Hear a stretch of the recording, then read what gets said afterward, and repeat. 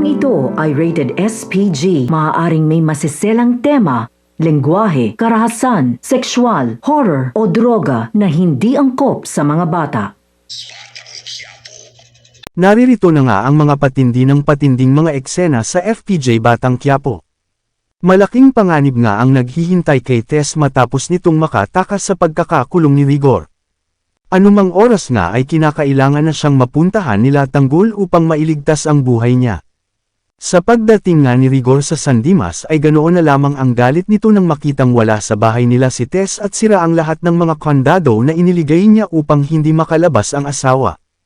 Kung kaya naman ay kaagad siyang bababa upang turuan ng leksyon ang mga kapitbahay dahil alam nitong sila lang ang pwedeng magligtas kay Tess.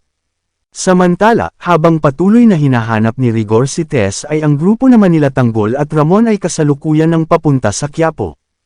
Hindi nga maganda ang naging pangitain ni Ramon sa kanyang panaginip kung kaya naman kaagad silang maghahanda upang mailigtas na si Tess sa kamay ni Rigor. Ngunit, lingid nga sa kaalaman nila na kasalukuyan ng pinagbubuhatan ng kamay ni Rigor ang asawa.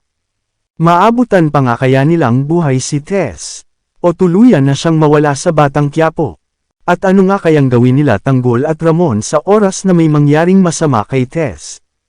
Abangan ang mga susunod na magaganap sa mga susunod pang episode. Upang patuloy na tumutok sa mga bagong kaganapan sa FPJ Batang Quiapo ay panatilihing nakasubscribe sa aming YouTube channel upang palaging maging updated. Maraming salamat sa patuloy na pagsubaybay at panunood.